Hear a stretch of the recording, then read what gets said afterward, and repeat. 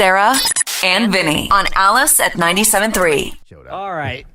Beautiful people, Alice Radio. Here is your review of a film called Take Me to the River. Now, this is a documentary that pays tribute to all the amazing musicians, the original R&B, soul, funk that came from the Mississippi Delta. So you get to see and hear not just, Snoop Dogg, but William Bell and Bobby. And it's narrated by Terrence Howard, and he performs in the film as well.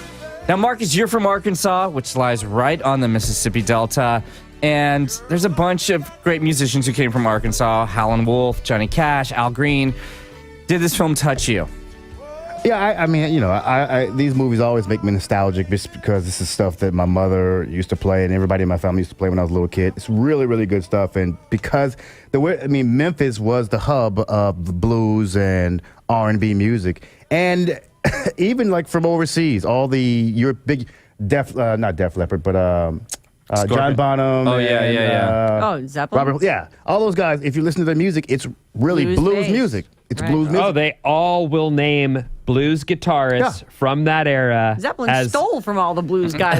And readily admit it. Yeah. Robert Johnson is the guy that influenced all those guitar players. Yeah. That's the guy's name. Mm-hmm. And it really is cool to see some of these guys get some of the exposure that they should have had a long, long time ago. And it's great that when folks like Robert Plant step up and even Snoop, all those guys step up and give these guys props, because Memphis, if you were making music back then, everybody went to Memphis. You either went to Memphis or you went to Nashville to make your music. And then eventually you went to Chicago.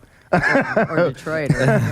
But that's where all this great blues and R&B stuff came from. It was Memphis, it was some Nashville, it was even St. Louis in the Midwest, along with Chicago. That's where it all came from. And it's really, really cool to see some of these folks on film for the last time, because a boatload of them kind of passed before the film was actually released. Oh. That's the thing. So from a historical standpoint, this is the last time you get to see and hear a lot of these musicians. It's an important film. Now, it's not just a movie; it's also a soundtrack. So, how did you feel about the original music being have rappers in it? Did it work for you? I don't really like music like that having contemporary spins just to do it. And I felt like they were doing it. They were throwing rappers in just to throw them in because it's contemporary. Those songs, that music is already great. Right. And I just actually think that throwing in MCs was actually, it kind of took away from the music, to be completely honest. And that's from a hip-hop fan. But those songs, when you hear the originals and you hear it with the MCs added in, it's like, not quite I as good. think in their defense, I think they did that to expose that music to a new generation. Sure. And you know what? If the songs, this is going to suck. If the songs were better, then... the original. No, if they had improved on the original, or even been as good as the originals, then I'd say, thumbs up. But it just fell flat. I mean, first of all, the guys that got the guys that brought in to actually rap on these records weren't. Yeah, they're awesome. not huge. I mean, Snoop Dogg is, but that's it. Yeah. The two biggest stars, Terrence Howard, Snoop Dogg, how were they? Terrence Howard, to me, is the wink link in this movie. Oh, yikes, the narrator. Yeah, he's terrible as a narrator. And then what sucks is they gave him the last song of the movie. I'm like, oh, God, that was brutal, too. Oh, you don't like him singing? I hate when he sings. I hate it. All right, sum it all up. In my professional opinion, this is my favorite movie of the year so far. I really liked it. I mean, it really touched me. And the reason is because I don't know these musicians at all. I don't know any of them. And they were so genuine and so real, and they cared so much. And there was so much heart in this movie. The heart, the love that these people had, and they've lived through the worst of the times. I mean, William Bell tells a story of, he's driving from one venue to another, and the cops just pull him over, and they're like, unload your instruments right now in front of us. And they do, and they're like, perform for us on the side of the road. Do that for us, and we'll let you go.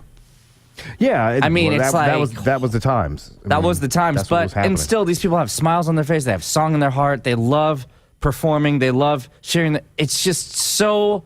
It's so wonderful to see people rise above. Well, they're not angry about it. They're not. They should say they're not as angry anymore. That's because time, kind of heals wounds. But you don't ever forget that stuff. I mean, the story about them all going into the restaurant to get burgers. And they said, no, we're not serving you guys at all. You can just take your stuff and go. So they ordered 40 burgers to go, and then they left while they were making the burgers. This is like Isaac Hayes. This is like that crew. This is Shaft, With that being said, I'm going to go ahead and give this film 4.5 Persians.